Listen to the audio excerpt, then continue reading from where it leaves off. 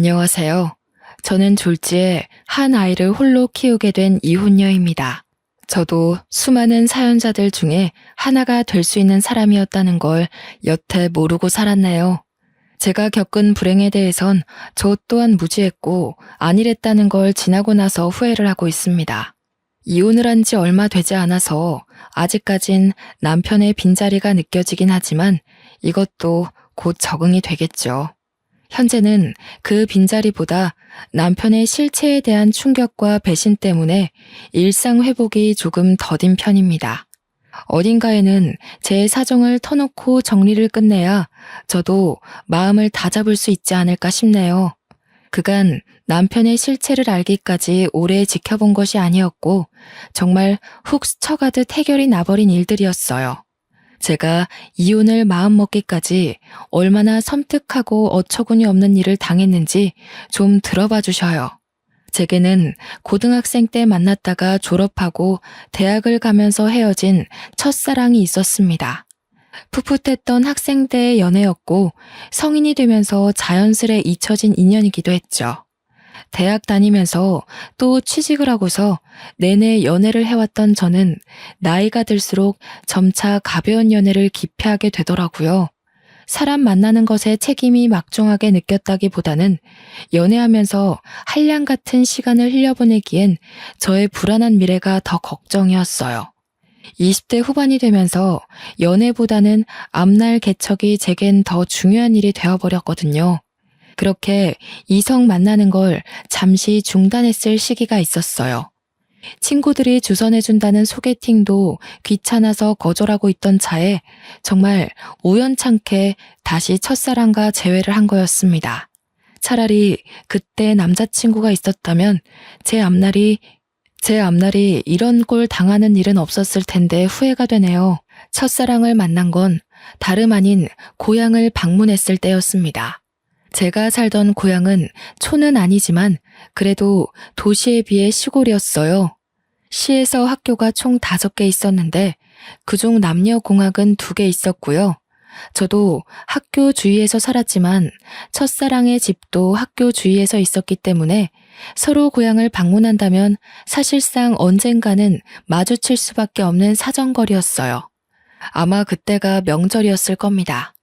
저는 첫사랑을 오랜만에 보자 신기하게도 그동안 잠자고 있던 이성에 대한 관심이 다시금 살아난 기분을 느꼈습니다. 싫어서 헤어진 게 아니기 때문에 저희는 과거의 인연을 반기며 어색하게 인사를 나눴던 걸로 기억해요. 서로 예전 연락처가 그대로라서 휴대폰에는 늘 저장이 되어 있었거든요. 그래서 인사랑 간단한 안부만 묻고 헤어진 그날 밤, 명절날 밤 첫사랑한테서 술 한잔 하자고 연락이 왔어요. 고등학교를 졸업하고 서로 대학 생활을 응원하며 헤어졌던 저희는 그렇게 인연을 다시 시작하게 되었죠. 예전 인연인 걸 떠나서 어떻게 보면 고등학교 동창인 셈이기도 하잖아요. 다시 만났다 보니까 나눌 이야기도 많고 함께 그릴 어린 시절 추억도 꽤 많더라고요. 그 때문에 더 급속도로 가까워진 저희는 결혼을 약속하게 되었고 첫사랑이 제 남편이 되는 아름다운 결혼 과정을 만들었네요. 당시 남편은 보험 설계사로 활동하고 있었는데요. 나이가 30대 초반밖에 안 되었는데 실적이 나쁘지 않아 수입이 높은 편이더라고요. 그래서 저희는 신혼을 시작할 때부터 살림이 괜찮았고 넉넉한 상황에서 바로 아이 계획까지 할 수 있었습니다. 남편이 보험 쪽에서 그래도 꽤나 지위 있는 자리였다 보니까 출퇴근이 굉장히 자유로웠거든요. 근데 그게 제가 임신하기에 아주 적절한 환경이 되었어요.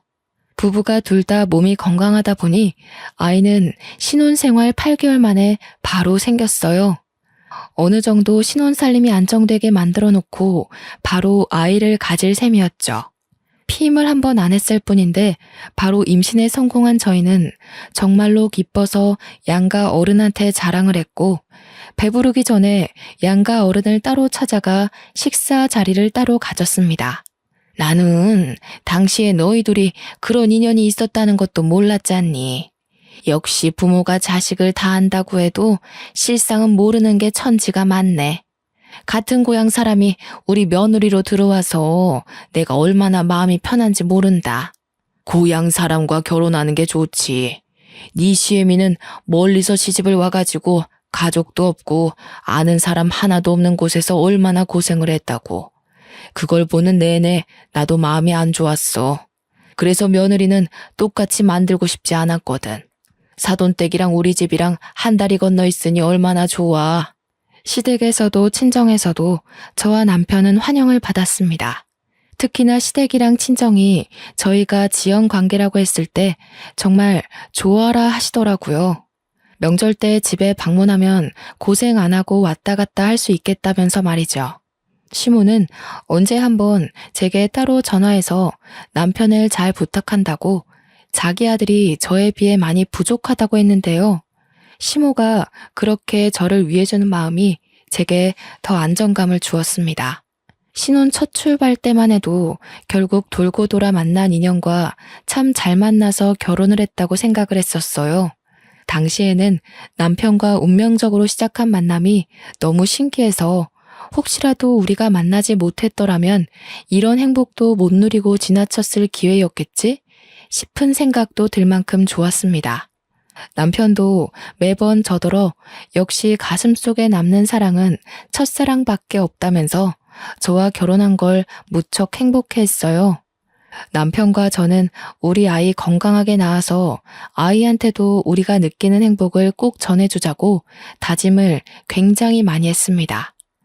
저는 차차 산모에 대한 몸가짐을 하기 위해 직장에다 육아휴직을 냈고 집에서도 이런저런 임신 정보나 육아 지식을 많이 공부하며 지냈어요. 남편은 제가 임신한 기간 동안 정말 많이 신경을 써줬는데 덕분인지 저는 내내 마음이 편했습니다. 명색이 산모인데도 입덧 한 번 하지 않고서 다른 산모들에 비해 나름 편하게 보냈죠. 출산 과정에서도 남편이 저보다 더 긴장한 채 아이를 기다렸다고 들었습니다. 간호사가 나중에 말해줬는데 제가 출산하느라 고비를 넘기고 있을 때 남편이 울었다는 거 아니겠어요? 그 때문에 힘들었던 과정 싹 잊히고 웃음만 나왔네요. 임신과 출산 정보 때문에 인터넷 검색을 하다가 알게 된 건데 어떤 남편은 태어난 아이를 바로 보고 정이 떨어지기도 한다더라고요. 또 출산을 한 아내가 더 이상 여자로 안 보인대요. 솔직히 그런 고민글들을 보았을 때 지레 겁이 났습니다. 아이를 가진 건 너무 기쁜 일이지만 남편의 마음이 변할까봐 걱정도 많이 되었어요. 그런데 괜한 고민이었더라고요. 제 남편은 태어난 아이를 바로 안아보면서 너무 사랑스런 눈으로 바라보았고 저더러 수고했다고 땀으로 범벅된 저를 한참이나 어루만지며 머리카락을 정리해 주었습니다. 또 하나 마음에 걸리는 게 있다면 남편이 그토록 원했던 딸이 아니라는 게 좀 걸렸어요. 남편은 결혼하기 전부터 딸을 갖고 싶다는 말을 종종 얘기하곤 했었는데요. 대부분 첫째라면 대부분 아들 낳고 싶어 한다는 말도 많이 들었거든요. 그런데 남편은 희한하게 딸을 좋아하더라고요. 요즘엔 딸이 최고라면서 자기 주변에 결혼한 친구가 있는데 친구 딸이 친구한테 애교 부리는 거 보고 그렇게 끔뻑 죽겠더랍니다. 아들은 애교가 많아도 엄마한테나 부리지 아빠한테는 잘 안 부린다고 하네요. 그래서 회복실로 돌아온 저는 남편과 둘만 공간에 남겨졌을 때 혹시나 하고 물어봤어요. 자기 딸 원했는데 많이 아쉽겠다. 솔직히 애 성별 처음 알았을 때 실망하긴 했지. 괜찮으니까 말해봐. 나도 자기처럼 딸에 대한 아쉬움이 있어서 그래. 무슨 소리야. 물론 자기 닮은 딸 갖고 싶었던 건 맞지만 내가 저렇게 예쁜 아들을 두고 어떻게 실망을 해. 딸이야 둘째나 셋째로 또 만들면 되는 거고. 지금은 그저 민우가 너무 예뻐서 딸 생각 전혀 안 나. 남편은 벌써부터 휴대폰으로 아들 물건 쇼핑한다고 저한테 이것저것 물으며 정신이 없었습니다. 다행이었어요. 남편이 제가 임신 소식을 알렸을 때부터 딸 소리를 입에 달고 다녀서 당연히 실망했을 거라고 생각했거든요. 생각해보면 제 생각이 어렸던 거죠. 세상에 어느 부모가 자기 원하는 성별의 아이가 안 태어났다고 실망을 하겠습니까? 남편을 보는 제 마음이 너무 작은 그릇이었나 봅니다. 어느덧 아이가 3살이 되고 아들이 어린이집을 가게 될 시점에 제가 직장에 복귀를 하려고 했습니다. 그런데 남편이 무슨 소리 하냐면서 극구 말리더라고요. 벌이가 아쉬운 것도 아닌데 왜 벌써 일하려고 해? 돈은 내가 뼈 빠지게 벌어올 테니까 당신은 당신 몸이랑 아이 생각만 해. 이때만 해도 제가 전생에 무슨 큰 공을 세웠길래 이리 훌륭한 남편을 얻게 되었는지 하늘에 감사할 따름이었습니다. 남편은 그동안 제게 신경을 쓰느라 고객 관리에 소홀할 수밖에 없었는데 그걸 몰아서 처리하느라 갑자기 바빠졌어요. 남편 출퇴근이 되게 자유롭다고 말씀드렸잖아요. 그 때문에 남편은 오로지 고객 시간에 맞춰주느라 자정돼서 집을 나서기도 했습니다. 아이가 어린이집을 다니면서부터 남편이 유독 자정부터 새벽을 들락날락거리다가 아침에 기절하는 경우가 많았어요. 남편이 이렇게 바빠지니 문득 제가 임신한 기간 동안 남편이 정말 일 대신 나한테만 신경을 써주는구나 하면서 미안하더라고요. 아무리 그동안 일에 소홀했다고 해도 그렇지 회사에서 사람을 이렇게까지 굴리면서 일을 시키는 게 좀 너무하다 싶었습니다. 그래서 한 번은 남편한테 물어봤어요. 도대체 어떤 고객이길래 매번 사람을 새벽에 부르고 난리야?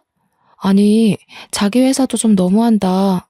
그래도 대한민국 복지 요즘 괜찮아지고 있는 실정인데 무슨 이렇게 밤낮 없이 사람을 뛰게 만들어. 아, 몰라. 진짜 피곤한 사람이야. 그동안 일 게을리했으니까 벌 받는 게 마땅하지. 내가 또 좀 잘하는 보험사야? 당신 남편이 고객한테 얼마나 인기 많은 직원인지 모르지? 당신이 무슨 돈 버는 기계도 아니고 어떻게 조정 안 돼? 아무리 그래도 사람이 새벽엔 잠을 자야지. 괜찮아. 나 아직 젊잖아. 한참 젊을 때 바싹 벌어놔야 우리 민우 나중에 하고 싶다는 거 다 시켜주지. 민우만 잘 커주면 나 24시간도 뛸 수 있어. 형편이 어려운 상황도 아닌데 이렇게 부지런한 남편을 보니까 굳이 이러지 않아도 되는데 싶었습니다. 하지만 온전히 남편의 일이었고 제가 감히 터치할 수 있는 영역이 아니라고 생각했어요. 또 남편이 아들 위해서 열심히 일을 하고 애쓰는 건데 거기다 대고 일하지 말고 쉬라고 말릴 수도 없는 격이었고요. 그래서 저는 걱정 대신 내조에 신경을 잔뜩 쓰기로 결심했습니다. 남편이 좋아하는 음식과 기력을 보충할 수 있는 요리를 하루에 한 번씩은 꼭 밥상에 올렸어요. 남편도 저의 정성을 알아주는 건지 매번 힘이 불끈 난다고 안아주고 출근을 했습니다. 아이가 생겼다고 해서 신혼생활은 전혀 방해되지 않았어요. 저와 남편은 늘 서로를 존중하며 연애 못지않게 풋풋한 시간을 보냈죠.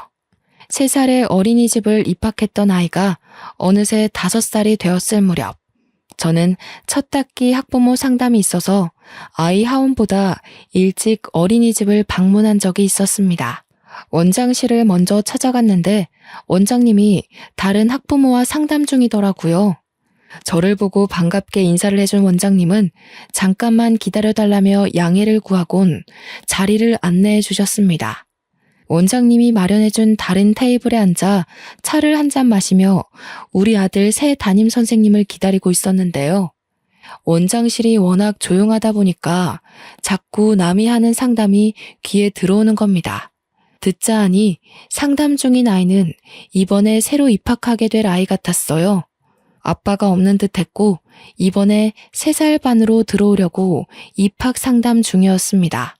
슬쩍 보니까 딸아이 하나가 엄마 옆에서 혼자 장난감 가지고 얌전히 놀고 있더라고요. 아들도 무척 사랑하지만 저도 딸에 대한 로망이 있기 때문에 자꾸 눈길이 갔는데요. 그러다 아이랑 눈이 마주쳤는데 아이가 동그란 눈으로 저를 한참이나 쳐다보더라고요.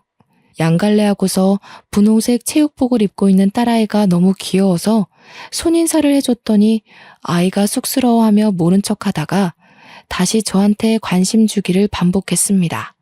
아들만 있다 보니까 딸이 어떤 느낌인지 참 궁금했는데 확실히 아들과는 또 다른 두근거림이 있더군요.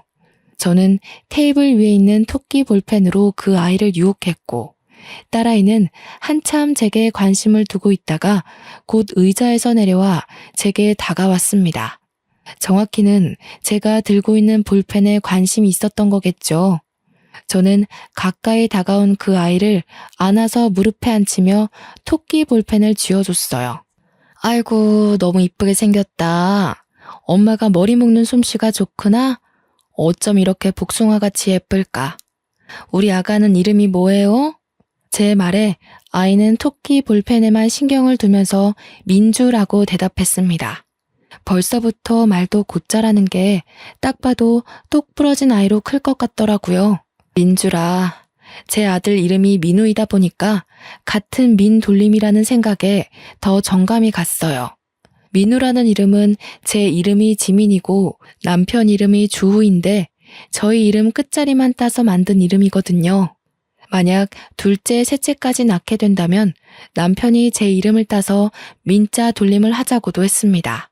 그런데요, 민주를 계속 구경하고 쓰다듬다 보니까 문득 오묘한 기분이 들기 시작하더라고요. 민주라는 이름 때문에 막상 우리 아들 생각이 나서 아들 얼굴이 같이 떠올랐는데요. 좀 착각일지 모르겠으나 어딘가 모르게 이 딸아이와 우리 아들이 좀 닮은 것 같은 느낌이 드는 거 아니겠어요? 물론 세상에 비슷한 아이 많으니까 그러려니 하려 했습니다. 애들은 자라면서 얼굴이 달라지니까요. 하지만 그게 한번 신경 쓰이기 시작한 후로 저도 모르게 상세히 민주 이목구비를 뜯어보게 되었는데 쌍꺼풀 없는 눈매도 그렇고 콧볼 모양도 그렇고 한쪽만 보조개가 들어가는 것도 그렇고 왠지 먼 사촌이라고 해도 사람들이 수긍하겠다 싶은 거 있죠. 원장님과의 상담이 끝났는지 민주의 엄마가 아이를 찾다가 곧 제 품에 있는 아이를 보고서 죄송하다고 사과를 하며 애를 데려갔습니다. 아니에요. 민주가 너무 귀여워서 제가 불렀는걸요. 애가 어쩜 이렇게 이쁜지 모르겠어요. 저도 딸 하나 낳고 싶었는데 민주 보니까 더 그러네요. 이번에 입학하시나 봐요? 네.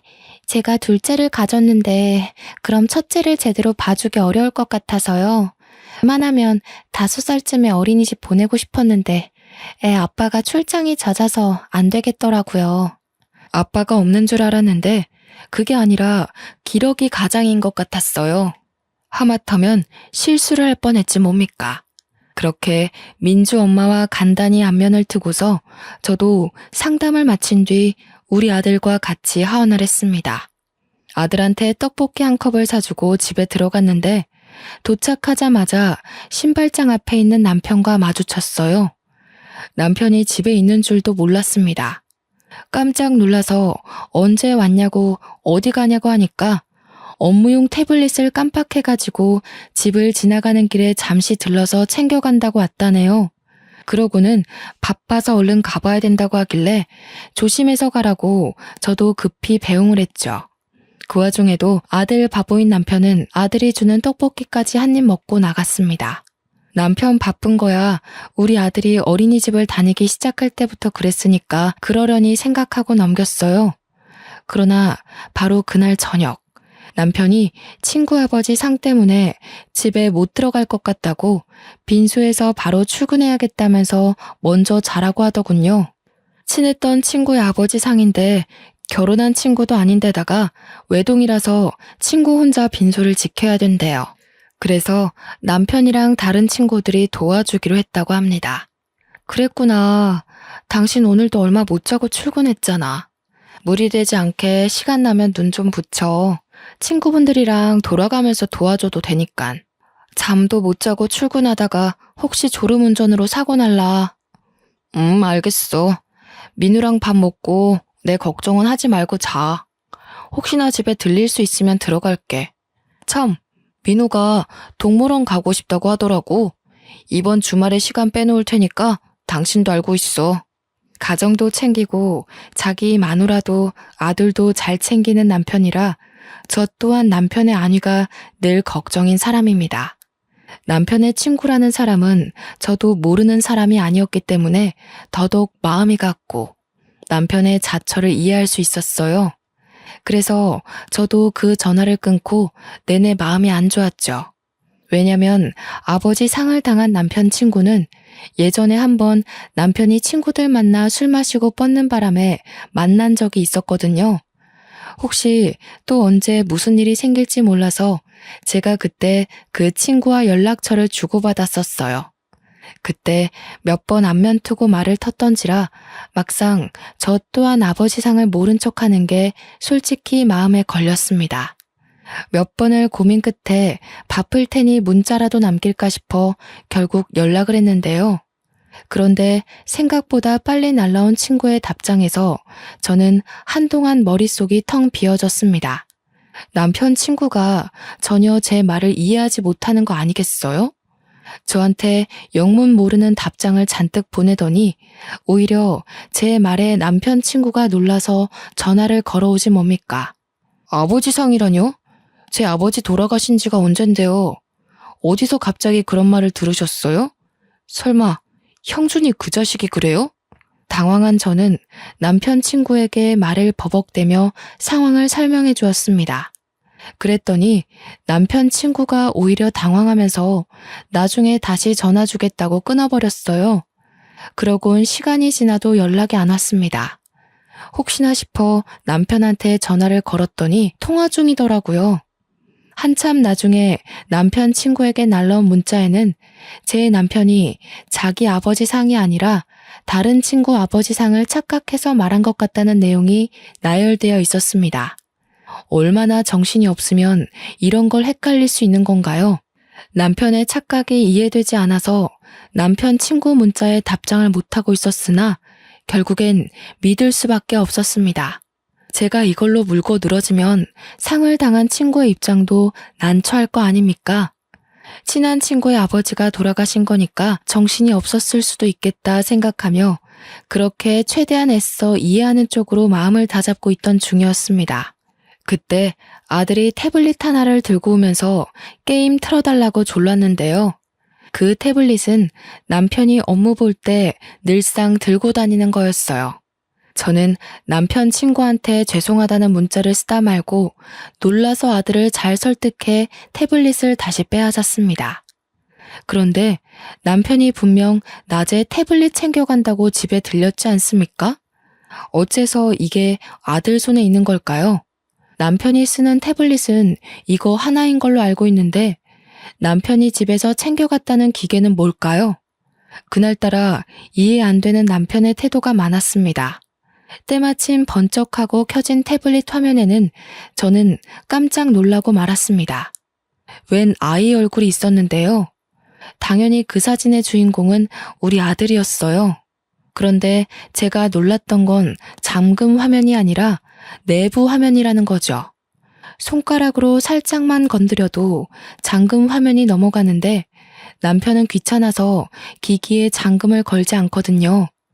그렇게 쉽게 잠금 화면을 열고 다시 들어갔더니 우리 아들이 아닌 웬 어린 여자아이의 사진이 담겨 있는 겁니다. 그 여자애는 제가 어디서 유심히 봤던 아이의 얼굴이었어요. 바로 낮에 원장실에서 봤던 민주라는 딸아이였죠. 이 아이 사진이 왜 여기 있을까는 제게 긴 고민이 되지 않았습니다. 민주 사진을 보자마자 민주의 얼굴이 다시 떠올랐는데 왜 그렇게 정감이 가고 익숙한가 했더니 우리 아들이 아닌 제 남편과 이목구비가 똑 닮은 거 아니겠습니까? 그걸 깨닫는 순간 제 머릿속 회로는 남편의 모든 모습을 의심하기 시작했고 온몸의 털이 바짝 솟았습니다. 대체 이게 무슨 의미일까요? 왜 제 남편과 이 여자애가 닮았으며 왜 남편 태블릿에 이 딸아이의 사진이 저장되어 있는 거죠? 민주는 저도 낮에 어린이집에서 본 게 처음이었어요. 남편이 민주 사진을 갖고 있다는 건 저보다 더 먼저 민주를 알고 있어야만 가능한 일이지 않습니까? 그 사진만 바라보며 멍청하게 서 있던 저는 머릿속에 떠오르는 또 다른 사람, 민주 엄마를 생각하자 출장을 많이 간다는 민주 아빠의 존재가 설마 내 남편은 아닐까 하는 의심이 들기 시작했어요. 한번 꼬리를 문 의심은 걷잡을 수 없이 번져갔고 저의 온 머릿속을 지배하고 말았습니다.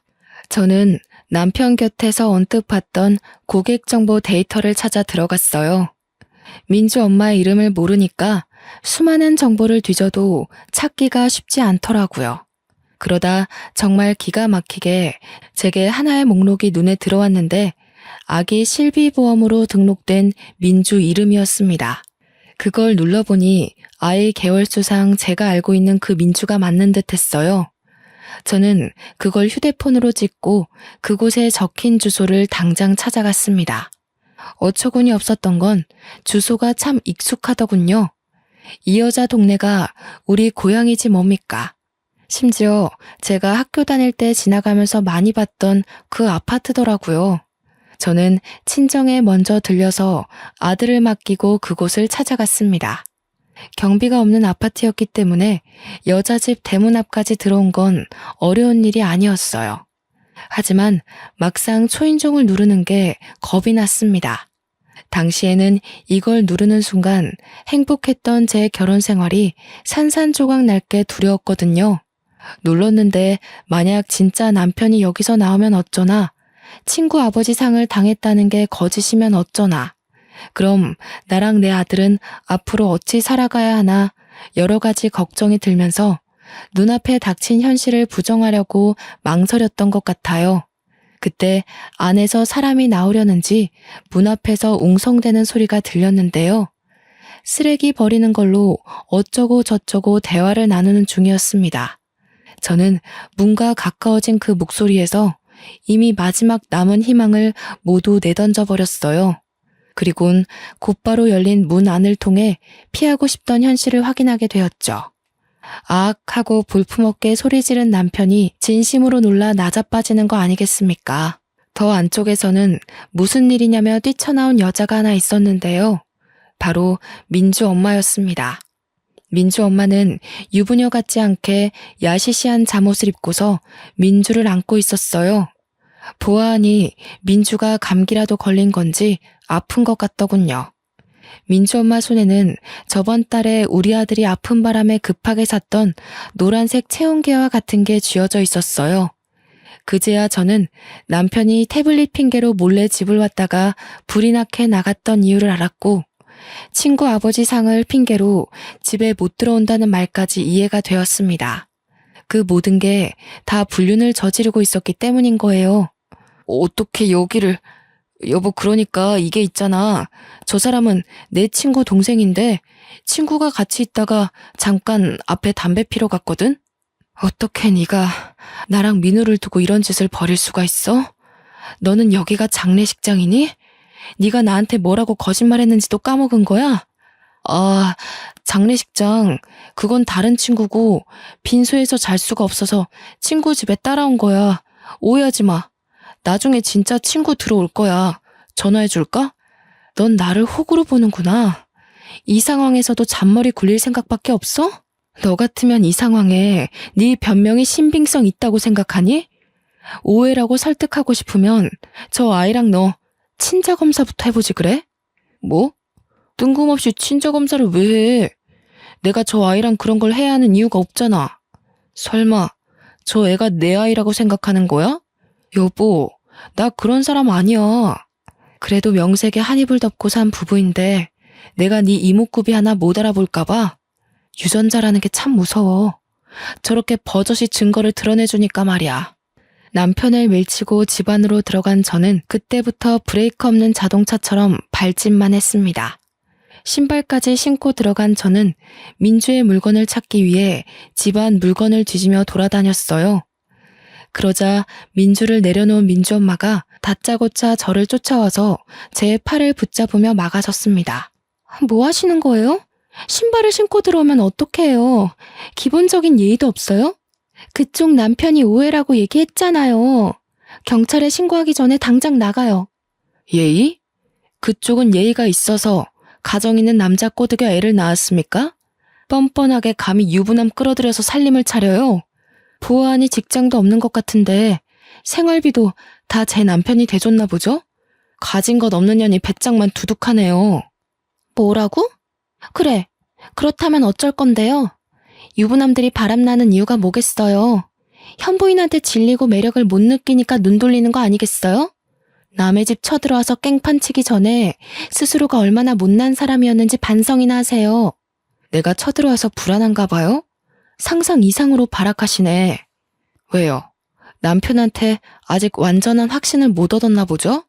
근데 어쩌나? 그 확신 얻기 힘들 거예요. 본부인도 나 몰라라 하고 바람피는 남자가 두 번째 여자라고 얼마나 애틋하겠어요? 뻔뻔하게 불륜을 대단한 권위인 것처럼 떠벌리는 상간녀를 보니 어처구니가 없었습니다. 우선은 제 귀로 불륜이라는 걸 확실히 들었으니 민주와 제 남편의 친자 확인만 하면 되었기에 저는 상간녀를 무시하고 욕실로 향했어요.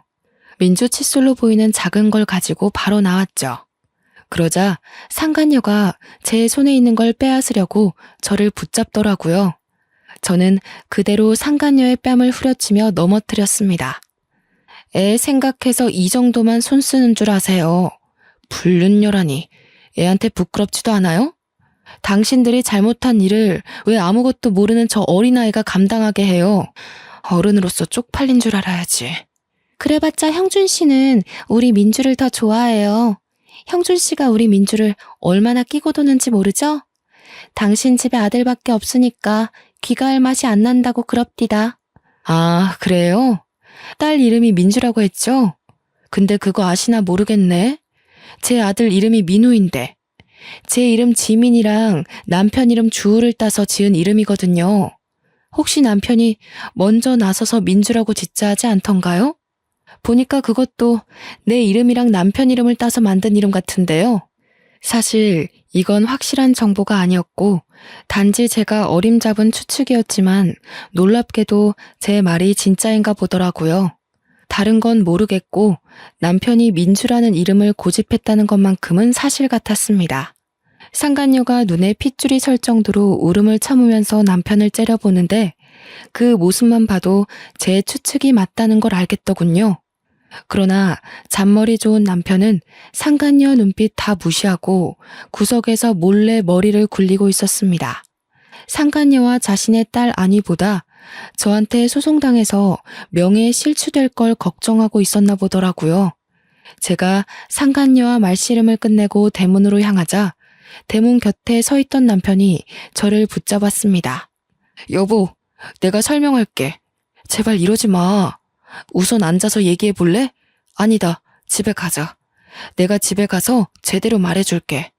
당신이 생각하는 그런 사이 정말 아니거든?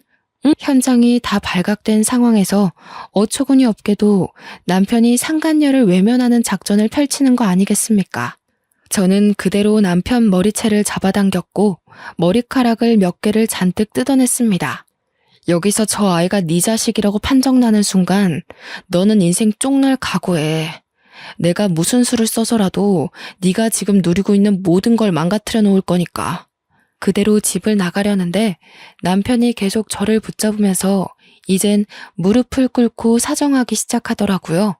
그걸 상간녀가 나서서 남편을 제지했습니다. 그만해요, 형준 씨. 그냥 저 여자랑 이혼해버려요. 형준 씨 딸 갖고 싶었다면서요. 그 말은 저 옆편네 아들보다 우리 이쁜 민주가 더 소중하다는 거 아니에요? 그런데 민주 이름이 정말 저 여자 이름 따서 지은 거예요? 아니죠. 그것부터 말해봐요. 입 안 닥쳐요? 지금 그런 걸 따질 때예요. 상황 파악 좀 해요.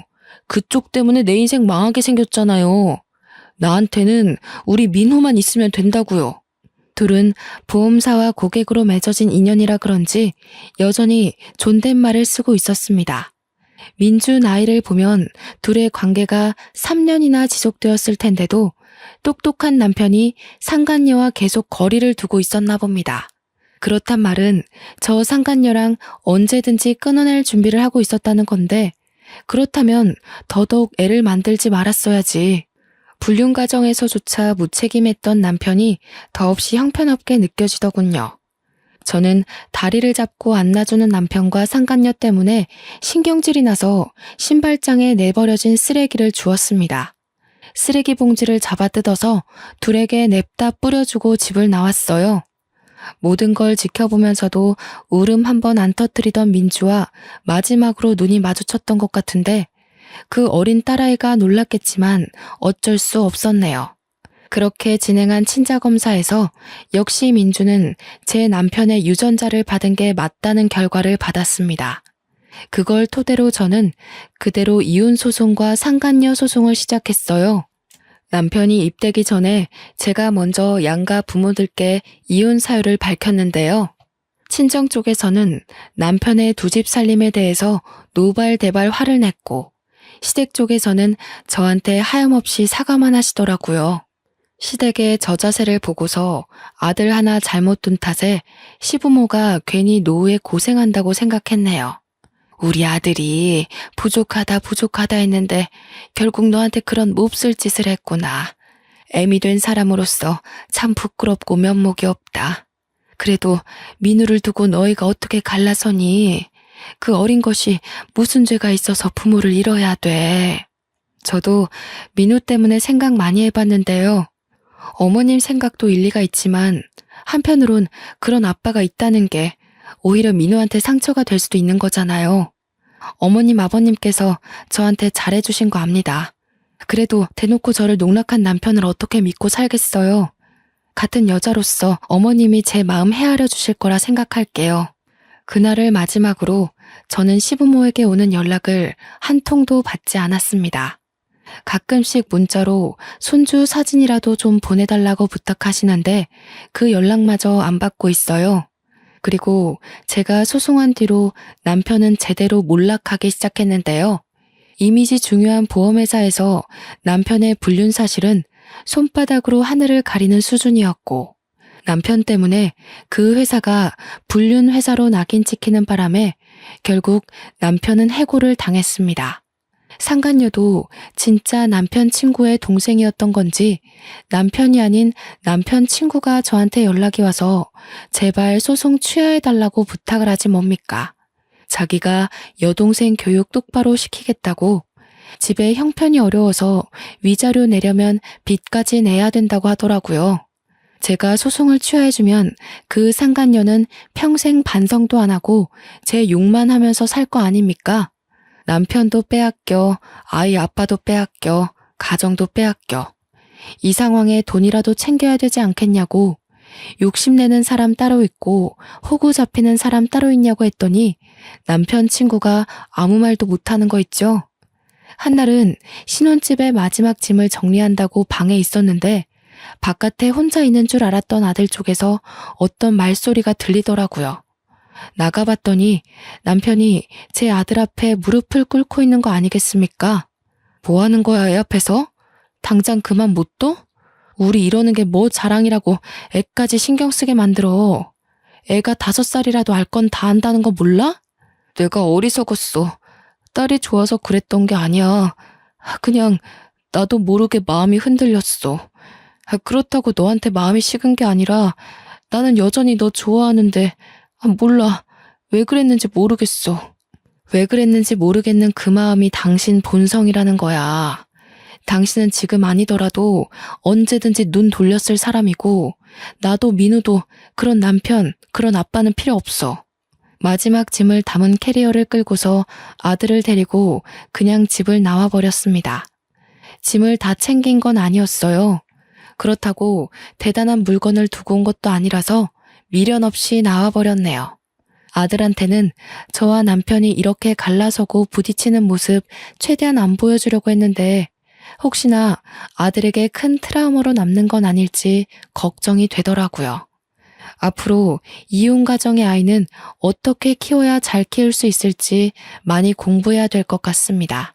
그렇게 저는 잔뜩 받은 위자료와 재산을 챙겨 아들 데리고 친정으로 갔어요.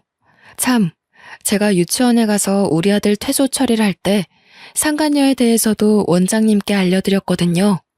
원장님이 깜짝 놀라시면서 마침 제가 오면 물어볼 게 있었다고 했는데요. 그렇잖아도 민주 어머님께서 아버님 전화번호라고 적어둔 연락처가 있었는데 희한하게 익숙한 번호더라고요. 그래서 찾아봤더니 민우 아버님 번호랑 똑같이 뭐예요. 저는 혹시 민우 아버님께서 번호를 바꾸시고 그 번호를 민주 아버님이 쓰시는 건가? 그런 생각까지 하면서 안 좋은 사실을 부정하려고 했거든요. 그랬군요. 정말 창피해서 고개를 들 수가 없네요. 원래 이런 사실은 소문 안 났으면 좋겠어요. 제가 민주 엄마 얘기를 해드린 건 혹시 민주 엄마로 인해서 다른 피해자가 생길까봐 그래요. 이미 민주 엄마가 입학 신청을 해버렸는데 제가 괜히 원장님 곤란하게 만들었죠? 곤란하긴요. 전혀 아닙니다. 용기 내서 말씀해 주신 거 감사해요. 괜히 묻어뒀다가 다른 학부모님들이 아시게 되면 그때 상황은 더 커지는 거잖아요. 원장인 입장에서 그렇게 둘 수는 없지요. 저는 마지막으로 담임 선생님과 인사를 한 뒤 유치원을 나왔습니다. 아이 유치원 졸업 때까지는 고향집에서 지내게 될 것 같은데 시댁이 그쪽에 있다 보니까 언젠가는 남편을 만나게 될 게 좀 불안하더군요. 그렇다고 수십 년을 이곳에서 지낸 친정 부모더러 이사를 가자고 할 수도 없지 않습니까? 더군다나 부모님이 이 고향 지역에 굉장한 애착이 있으시거든요.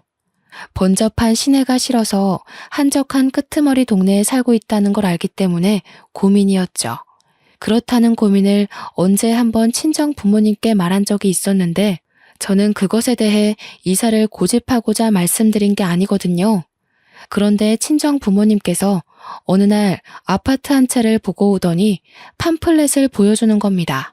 저기 앞에 도성국에 넘어가는 언덕이 있지? 왜? 너 결혼 인사 왔을 때 공사 시작했었잖아. 거기 아파트 이번에 다 만들어졌는데 구조가 너무 예쁘게 생겼더라고. 그러니까 민우 걱정 때문에 종일 그렇게 앓지 말고 이사 가자. 너 민우 애비 때문에 내내 밥도 제대로 못 먹고 있잖아. 민우를 어떻게 할까 싶어가지고. 역시 엄마라는 존재는 전지전능한 게 분명하다고 느꼈습니다. 제가 힘들까봐 우리 아들을 신경 써서 봐주는 아빠한테도 고마웠지만 딸의 마음을 들여다봐주고 알아채준 엄마에게 무엇보다 든든한 기운을 받았어요. 제가 제 아들의 변화를 하나하나 유심히 관찰하는 저처럼 엄마도 자식인 저의 마음을 상세히도 지켜봤나 봅니다. 이사라고 해봤자 같은 동네였지만 저는 전 남편 집과 거리가 멀어지는 것만으로도 충분했어요. 원래 집에서 40분 걸리는 거리를 일부러 버스를 타고 이곳으로 오지 않는 이상 마주치긴 어려워진 셈이거든요. 그렇게 저는 본격적인 이사 준비에 들어갔고 거하게 받은 위자료와 본래 집 팔아 챙긴 돈 덕분에 새 집으로 옮기는 건 문제되지 않았습니다. 당분간은 제가 취직을 하고 자리를 잡기까지 고향집에서 지낼 생각이에요.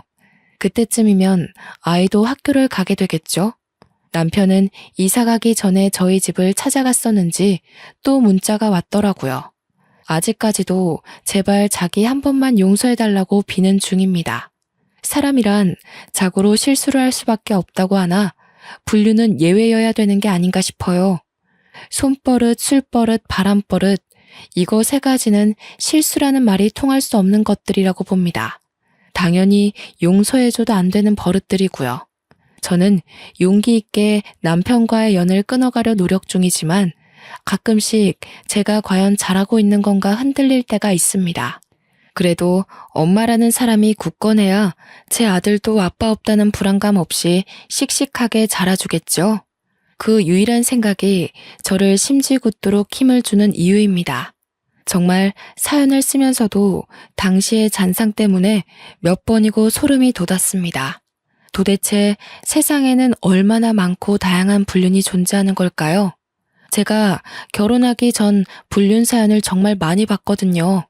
남편이란 작자가 바람을 필 때 어떤 표정과 태도를 취하는지도 지나가는 식으로 봤었는데 역시 직접 당하는 순간 모든 게 백지 상태가 되어버리네요. 제가 지금까지 들려드린 불륜 사연, 저는 어디에서도 들어보지 못한 전개였는데 혹시 다들 비슷한 사연자 보셨을까요? 남편 닮은 애를 보고 불륜을 눈치채게 된 또 다른 사연자 이야기를 들은 적이 있다면 좀 알려주세요. 그 사람은 어떻게 대처를 하셨는지 문득 궁금합니다. 화가 나서 키보드를 마구 두들겼다 보니 어느새 인사말을 전할 때가 왔네요. 모두에게 화창한 앞날만 가득하길 바라면서 저는 이만 글을 마치도록 하겠습니다. 감사합니다.